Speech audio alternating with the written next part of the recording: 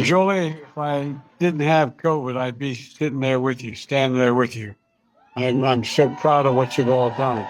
And the thing about keeping me out of people's hair for the next 3 or 4 days. But I'm going to be on the road, and I'm not going anywhere.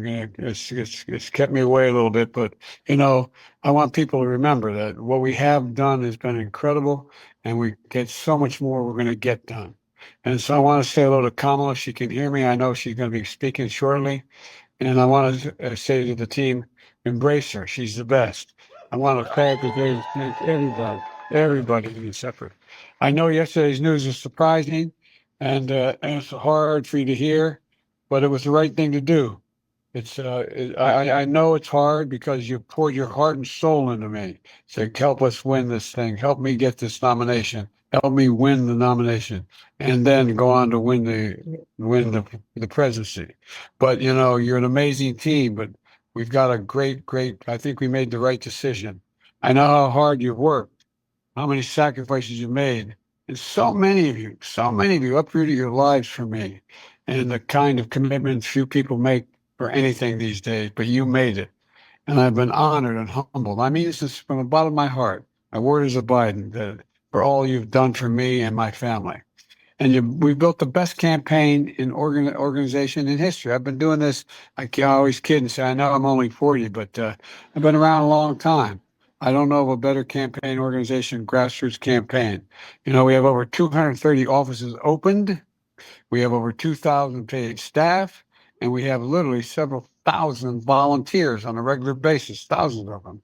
And they've been relentless and tireless in reaching out and contacting voters. The leadership of this campaign has been amazing. Jen O'Malley Dillon, Julie Quinn, Michael Tyler, Rob Flaherty, Rufus on raising money, and so many more. You built this team. You brought them together. You brought us together. You've inspired them, and you've done what leaders do. Now we got the name has changed at the top of the ticket, but the mission hasn't changed at all. And by the way, I'm not going anywhere. I'm going to be out there and campaign with her, with Kamala. I'm going to be working like hell, both as a sitting president, getting legislation passed, as well as in campaigning. What we still need to save this democracy. And Trump is still a danger to the community, he's a danger to the nation. And just ask my foreign policy colleagues, my counterparts, and other people around the world and at home. Look, so I'm hoping you'll give every bit of your heart and soul that you gave to me to Kamala. And I want you to know, I won't be on the ticket, but I'm still going to be fully engaged. I've got 6 months left of my presidency. I'm determined to get as much done as I possibly can, both foreign policy and domestic policy. Keep lowering costs for families, continue to speak out on guns and child care, elder care, prescription drugs, and climate. Climate still is the existential threat that we face, and if we don't win this thing, it's all in jeopardy. And we got to keep working for an end to the war in Gaza. I'll be working very closely with the Israelis and with the Palestinians to try to work out how we can get the Gaza war to end and Middle East peace and get all those hostages home. I think we're on the verge of being able to do that. And we got to keep our alliances together. It's critically important. It took a while for me to build these alliances. Most of these are my colleagues have acknowledged that, but it's critically important for our safety and security. And I know I'll be doing whatever Kamala wants me or needs me to do in addition. So let me be real clear. We're still fighting in this fight together. I'm not going anywhere. And I want you to know you've always had my back. And I promise you, I will always have your back. And I'm anxious for you all to hear from Kamala. So thank you, Julie. You're the best.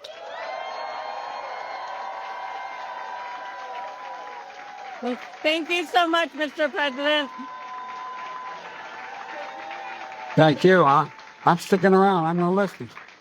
All right. Thank you so much, Mr. President, again, for taking time to join our call today. And, as the president said, we are full steam ahead in supporting the vice president, and we are seeing incredible enthusiasm already from our supporters, from Democratic governors to senators to House members to mayors to folks across the country. Our Democratic Party is really uniting around our nominee, and we just announced that we raised $81 million in 24 hours.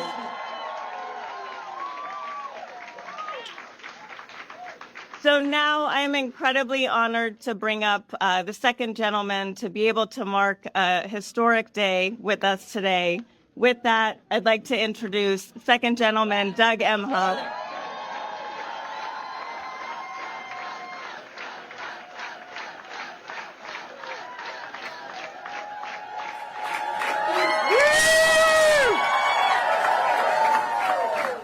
Wow. Julie, thank you so much. I've known Julie a long, long time, going back to her days working in Kamala's Senate office.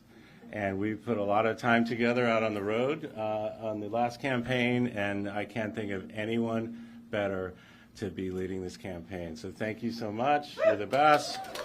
I was just very emotional listening to President Biden just then. I was emotional before I heard that, because of who he is and what he represents, the dignity, the empathy. He's had my back personally.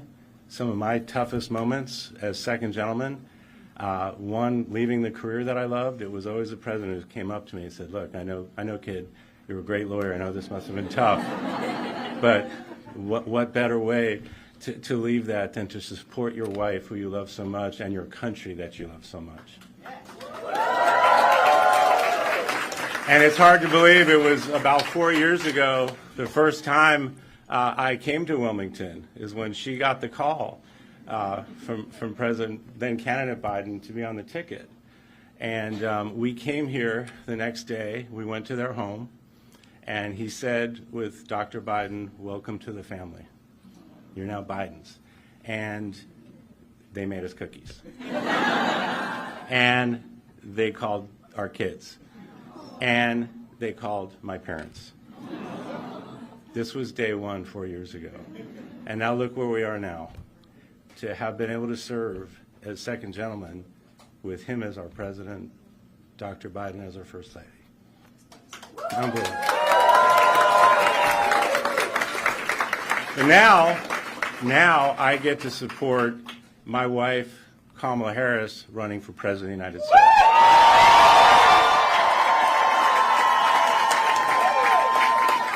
Let me tell you something.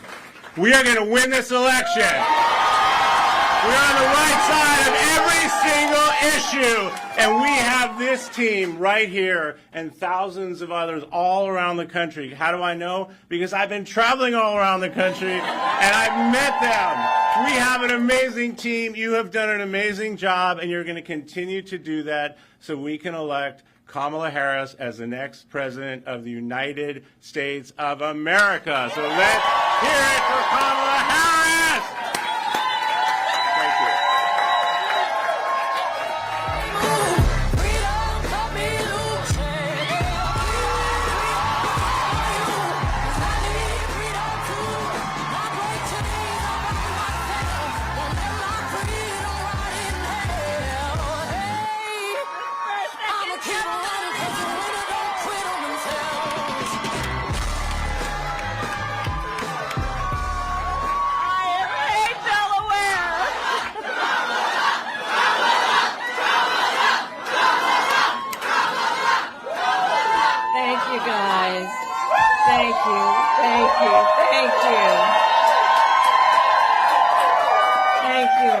Thank you.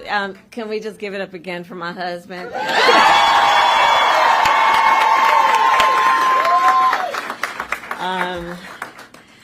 It is so good to hear our president's voice. Joe, I know you're still on the call, and we've been talking every day. You guys heard it from Doug's voice. We love Joe and Jill. We really do. They truly are like family to us. And we do. Everybody here does. It's mutual. I knew you were still there. You're not going anywhere, Joe. I'm watching you, kid. I'm watching you, kid. I love you. I love you, Joe. Oh.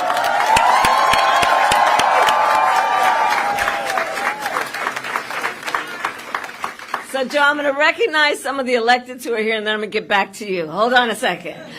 So let me please, acknowledge some extraordinary national leaders who are also dear friends, both to the president and to me. Governor John Carney, where are you? There you are. And his wife, they are here. Senator Tom Carper, my former colleague. And his wife is here. Chris Coons, my dear friend. Attorney General Kathy Jennings. The mayor is here. Przicki, where are you? There. And the next United States Senator from the great state of Delaware is here, Lisa.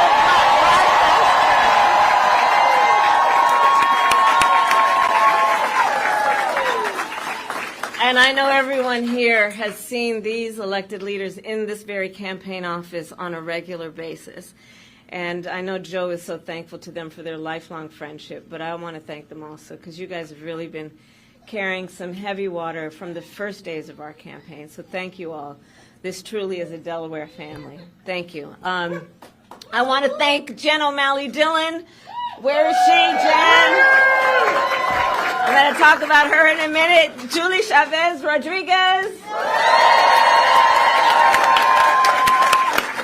Sheila Nix. And the entire team that is here. I want to thank all of you and those who are joining from offices across our nation. So Doug and I wanted to stop by today to thank everybody and to express just what we know to be true. You all have been working so hard. The people in this office have been working so hard. And you have given so much of yourselves, long days and nights, what you are sacrificing in terms of the time you could be spending with other friends and other family. And you're giving yourselves to our country because you love our country and you love Joe and you love me, and we know that. And so today, just right after Joe made his announcement, it was important for me to continue with his role of leadership in this office, of like him, who has said for many, many, many months, and I say it today, thank you all so very much for what you are doing and what you will continue to do. So let's applaud the team.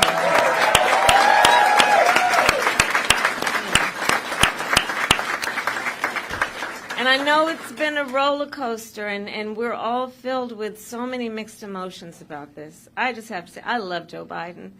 I love Joe Biden, and I know we all do, and we have so many darn good reasons for loving Joe Biden. And I have full faith that this team will be the reason we win in November. You all who are here. And as Julie always says, and I will quote the great Julie, we are one team, one fight. One team, one fight. And she's been an extraordinary campaign manager. She's going to continue in this role and see us to victory in November. And we are all here because we love our country, right? And we believe in our foundational principles. We believe in freedom and opportunity and justice, not for some, but for all. And so we have 106 days until Election Day, and in that time we have some hard work to do. And as JOD always reminds us, we can do hard things.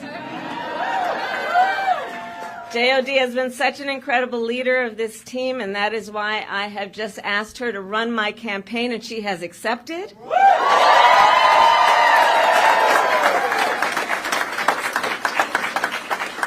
And so over the next 106 days, we are going to take our case to the American people, and we are going to win. We are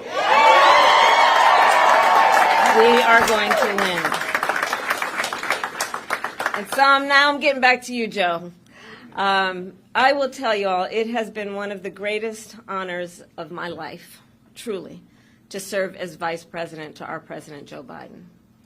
Joe's legacy of accomplishment, just over a lifetime, but just over the last 3.5 years, is unmatched in modern history. In one term, he has already surpassed the legacy of most presidents who served 2 terms in office. Think about it. And I know everyone here in the campaign, we know.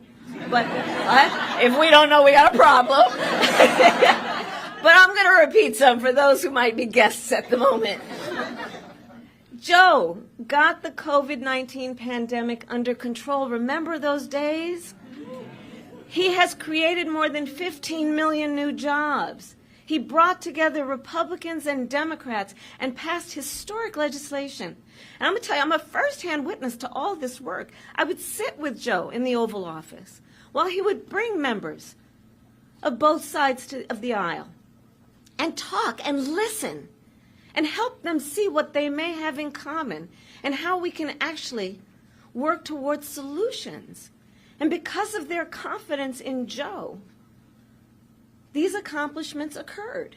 Joe has stood up for democracy at home, and he has stood up for democracy abroad, and he has always stood up for what he believes is right. And many of you may know, I first came to know Joe through his son, Beau. Beau and I worked together as state attorneys general. And back then, Beau would often tell me stories about his dad. And he would talk about the kind of father and the kind of man that Joe Biden is. And he would talk about the qualities of his father. And the qualities that Beau revered the most are the same qualities that I see every day in our president. His honesty, his integrity, his commitment to his faith and his family, his big, big heart, and his deep love of our country. And I don't need to tell you all, you know Joe's background, right? I mean, he grew up in a middle-class family in Scranton, and he has never forgotten where he comes from. And so, again, I am a first-hand witness from being with him in the Oval Office to the Situation Room and seeing him on the global stage with world leaders. President Joe Biden fights for the American people, and we are deeply, deeply grateful for his service to our nation.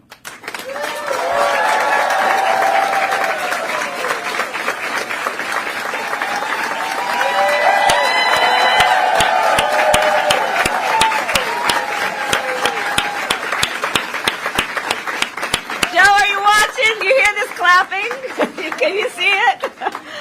I'm watching. I'm watching. I knew it. We love you, Joe. You're the best, kid. And let us be very clear, Joe is not done. Far from it. He knows there is still more work to do, and our nation will continue to praise his bold and visionary leadership as president. Thank you, Joe. Thank you. And it is my great honor to have Joe's endorsement in this race. You sure do. And it is my intention to go out and earn this nomination and to win.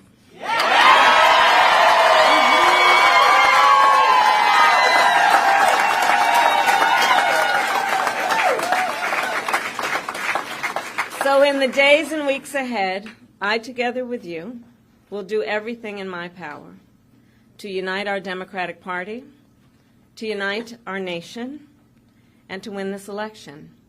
You know, as many of you know, before I was elected as Vice President, before I was elected as United States Senator, I was the elected Attorney General, as I've mentioned, of California, and before that I was a courtroom prosecutor.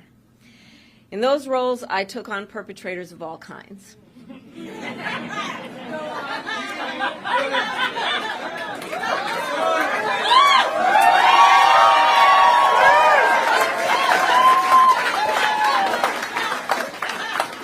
Predators who abused women, fraudsters who ripped off consumers, cheaters who broke the rules for their own gain. So hear me when I say, I know Donald Trump's type.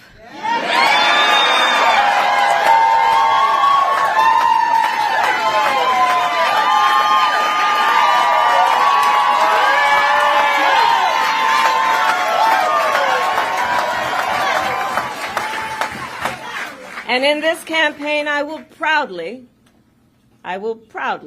put my record against his.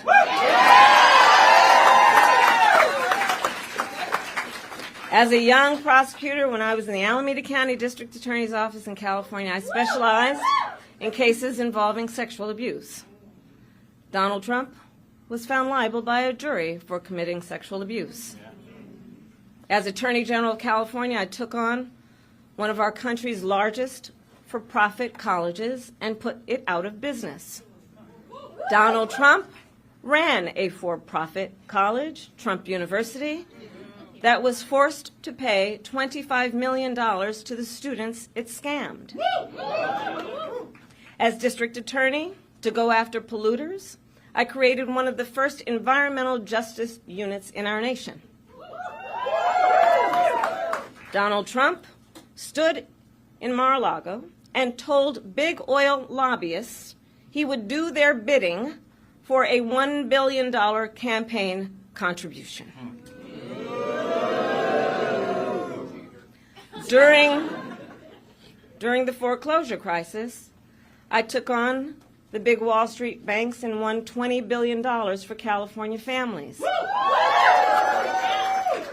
holding those banks accountable for fraud.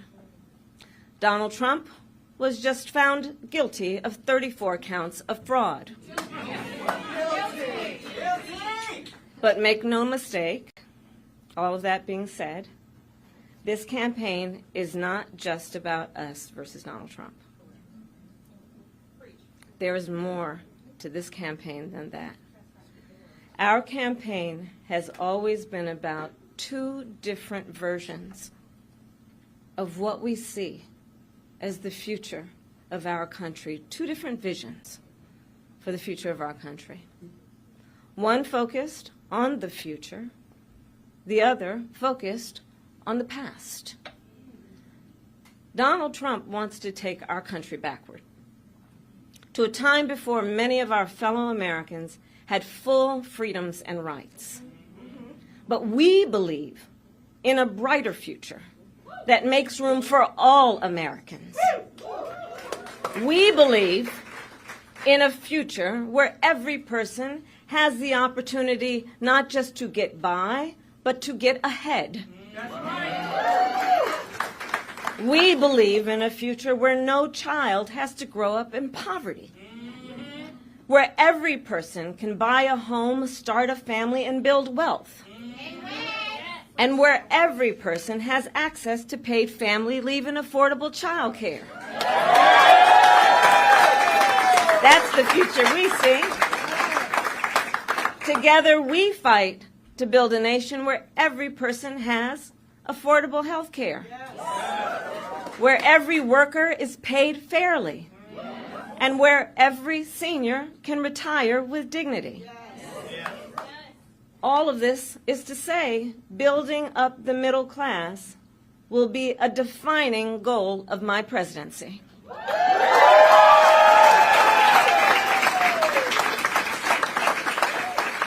Because we here know when our middle class is strong, America is strong. And we know that's not the future Donald Trump is fighting for. He and his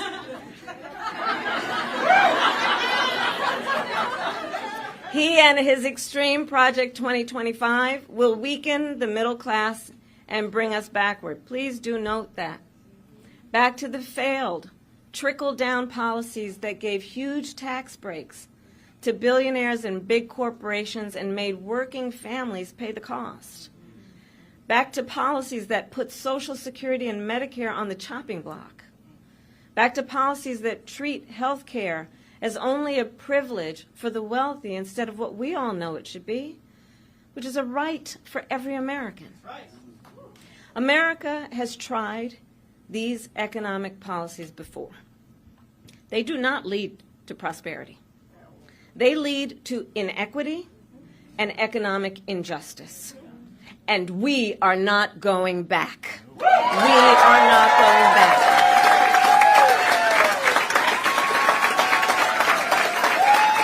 You're not taking us back. Our fight for the future is also a fight for freedom. Generations of Americans before us have led the fight for freedom, from our founders to our framers, to the abolitionists and the suffragettes, to the freedom riders and farm workers. And now I say, team, the baton is in our hands. We who believe in the sacred freedom to vote, We who are committed to fight to pass the John Lewis Voting Rights Advancement Act and the Freedom to Vote Act.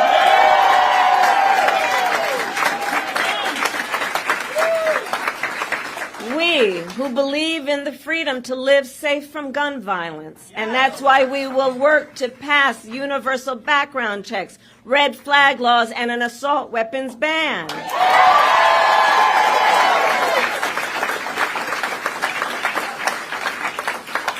We who will fight for reproductive freedom, knowing if Trump gets the chance, he will sign a national abortion ban to outlaw abortion in every single state, but we are not going to let that happen.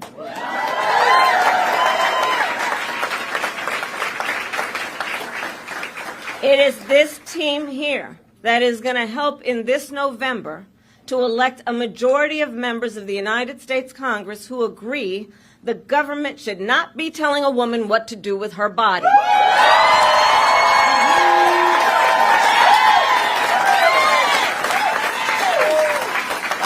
And when Congress passes a law to restore reproductive freedoms, as President of the United States, I will sign it into law.